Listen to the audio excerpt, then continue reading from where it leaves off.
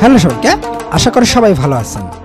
ইসলাম ধর্মের সবথেকে পবিত্র স্থান মক্কা ও মদিনা, যেখানে কোটি কোটি মুসলিম প্রতি বছর হজ পালন করতে যান। তবে সেই জায়গাটিরই তত্ত্বাবধানে রয়েছে এমন এক ব্যক্তি, যে কিনা সেই পবিত্রতার মাঝেই ডিজে পার্টি, ফ্যাশন শো এবং অ্যালকোহল সার্ভ করার মতো আধুনিকতা আনছে। যে ব্যক্তি বলেন তিনি নাকি মুসলিম বিশ্বের নেতা, কিন্তু এই চকচকে মুখোশের পিছনে রয়েছে এমন কিছু গোপন কালো সত্য, যা আগে কোনো মুসলিম বিশ্বের নেতা কল্পনাও করতে পারেনি। মোহাম্মদ বিন সালমান সৌদি আরবের বর্তমান ক্রাউন প্রিন্স। একদিকে তিনি মক্কা মদিনার পবিত্রতার ছায়ায় দাঁড়িয়ে ভিশন 2030-এর নাম করে সৌদি আরবকে আধুনিক বানাচ্ছে, অপরদিকে তিনি ইসলামের রূপরেখাই বদলে দিচ্ছে। আজকের এই ভিডিওতে আমরা উন্মোচন করব এমন সব ঘটনা, এমন সব বিশ্বাসঘাতকতা, যা দেখলে আপনি নিজেই প্রশ্ন তুলবেন, এই মানুষটাই কি মুসলিম বিশ্বের নেতা, নাকি ইসলামের ভিতরে বসেই ইসলামের ক্ষতি করছে। জানতে হলে ভিডিওটি শেষ পর্যন্ত দেখুন। সাল 1985 সৌদির রাজ পরিবারে জন্মগ্রহণ করেন এক উচ্চাকাঙ্ক্ষী যুবক, যার নাম মোহাম্মদ বিন সালমান। তার বাবার নাম ছিল বাদশাহ সালমান বিন আব্দুল আজিজ। এরপর 2015 সালে যখন বাদশাহ সালমান বিন আব্দুল আজিজ ক্ষমতায় বসেন, তখন থেকেই এই মোহাম্মদ বিন সালমান ক্রমেই ক্ষমতার কেন্দ্রে চলে আসতে থাকেন এবং তার 2 বছর পর অর্থাৎ 2017 সালে মোহাম্মদ বিন সালমান নিজেই সৌদির ক্রাউন প্রিন্স হিসাবে স্বীকৃতি পান। আর এরপর থেকেই তিনি হয়ে ওঠেন সৌদি আরবের কার্যত শাসক।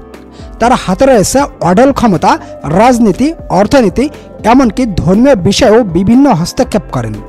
কিন্তু প্রিয় দর্শক, তার সবথেকে বড় পরিচয় ভিশন 2030। এটি একটি ফিউচারিস্টিক মেগা প্রজেক্ট, যার মধ্য দিয়ে তিনি সৌদি আরবকে তেলের উপর থেকে নির্ভরতা কমিয়ে একটি আধুনিক এবং উন্নত রাষ্ট্রে রূপান্তর করতে চান। মোহাম্মদ বিন সালমানের ভিশন 2030 শুধুমাত্র একটি অর্থনৈতিক পরিবর্তনই নয়, এটি একটি social revolution.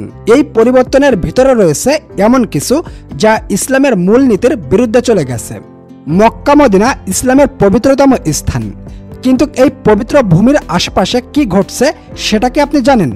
Cinema hall, night club, music festival, DJ party সহ আরও আধুনিক বিনোদনের বহু মাধ্যম চালু করা হয়েছে মোহাম্মদ বিন সালমানের নেতৃত্বে। একটি সময় ছিল যখন সৌদি আরবে সিনেমা হল ছিল এক অকল্পনীয়। গান বাজনা, নাচ, এমনকি পাবলিক বিনোদন ছিল কঠোরভাবে নিষিদ্ধ। কিন্তু 2018 সালে মোহাম্মদ বিন সালমান ক্ষমতায় বসার পরে সৌদির বিনোদনের দরজা একেবারেই খুলে দিয়েছে। খোলা হয়েছে অনেকগুলো সিনেমা হল। বলিউডের ব্লকবাস্টার সিনেমা থেকে শুরু করে হরর মুভি সবই এখন চলে সৌদির পর্দায়। কিন্তু এটি শুধু সিনেমার গল্প নয়। রিয়াদ সিজন নামের একটি বিরাট উৎসবে এখন খোলা আকাশের নিচে ডিজে পার্টি, মিউজিক, কনসার্ট হচ্ছে। পশ্চিমা শিল্পীরা পশ্চিমা পোশাকে সৌদির মাটিতে পারফর্ম করছে, এমনকি নারী শিল্পীদেরও খোলামেলা পোশাকে আর নাচ গান করতে দেখা যাচ্ছে। যে দেশ ইসলামের জন্মস্থান, যেখানে লাখ লাখ মুসলিম হজ পালন করতে এসে পবিত্রতা খোঁজে, সেখানে এই আধুনিকতা কি ইসলামের মূল্যবোধের বিরুদ্ধে যুদ্ধ ঘোষণা নয়? আপনার কাছে কি মনে হয়? এছাড়াও সৌদি আরব ছিল ইসলামিক পোশাকের কঠোর নিয়মের জন্য পরিচিত। নারীদের জন্য হিজাব বা আবয়া পরা ছিল বাধ্যতামূলক। রাস্তায়, বাজারে, এমনকি বাড়ির বাইরে পা রাখলেও নারীদের পুরো শরীর ঢেকে বের হতে হতো। এটাই ছিল সৌদি আরবের ঐতিহ্য, ইসলামের পবিত্রতার প্রতীক। কিন্তু মোহাম্মদ বিন সালমানের হাত ধরেই এই ছবি পাল্টে গেছে। 2018 সালে তিনি ঘোষণা করেন হিজাব আর বাধ্যতামূলক নয়। এখন রিয়াদের মলে, জেদ্দার রাস্তায়, এমনকি কনসার্টের মঞ্চে নারীদের দেখা যায় হিজাব ছাড়া। কেউ কেউ বলেন এটি নারী স্বাধীনতা।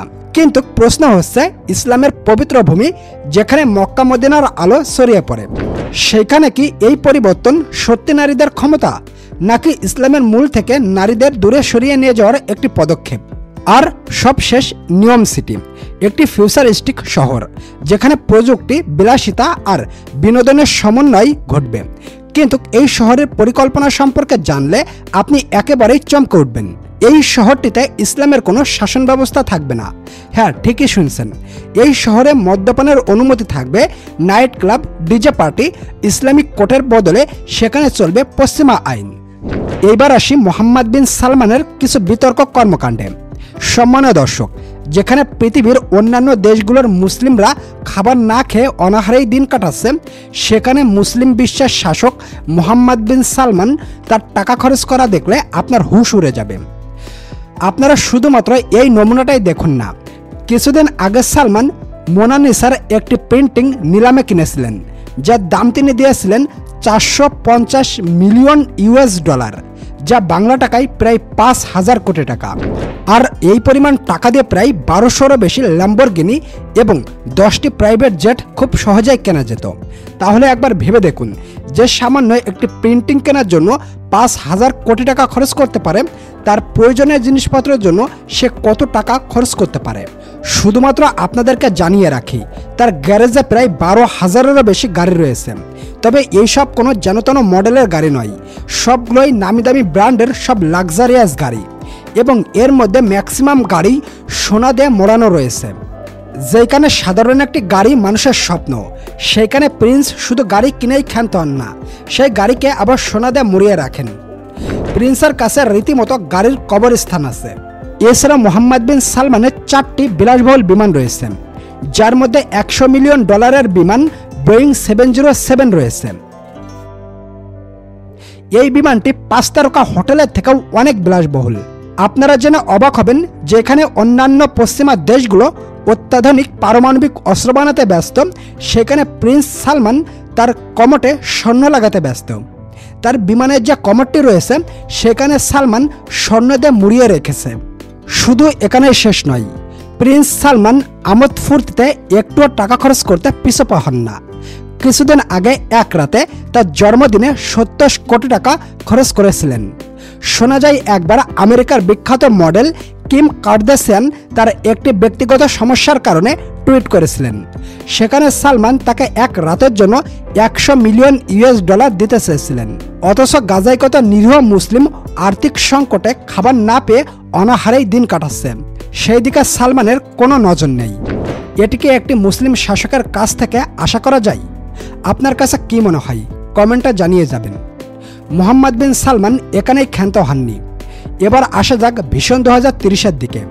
মোহাম্মদ বিন সালমান বলেন, এটি সৌদি আরবের ভবিষ্যৎ, কিন্তু এই ভবিষ্যৎকে ইসলামের মূল্যবোধের সঙ্গে মেলে।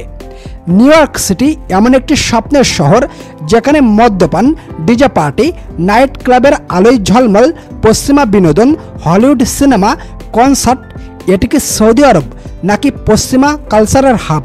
ইসলাম শেখাই বিনয়, ইবাদত আর পবিত্রতা। মক্কা মদিনার পবিত্র ভূমি থেকে যে আলো ছড়িয়ে পড়ে, তা সকলের জীবনকে আলোকিত করে। কিন্তু এই ভিশন 2030 সেই আলোকে অন্ধকারে নিমজ্জিত করছে। কিন্তু এত কিছুর পরেও একটি প্রশ্ন রয়ে যায়, মুসলিম বিশ্ব আজ চুপ কেন? এত সব বড় বড় কাণ্ড ঘটার পরেও মুসলিম দেশগুলো কেন আজ প্রতিবাদে নামছে না? যদি আজ অন্য কোনো মুসলিম দেশের প্রেসিডেন্ট এমন কাজ করত, তাহলে সারা দুনিয়ার ইসলামিক দলগুলো গালমন্দ করত। কিন্তু সৌদি আরবের বেলায় সবাই চুপ কেন? প্রশ্ন আপনার কাছে।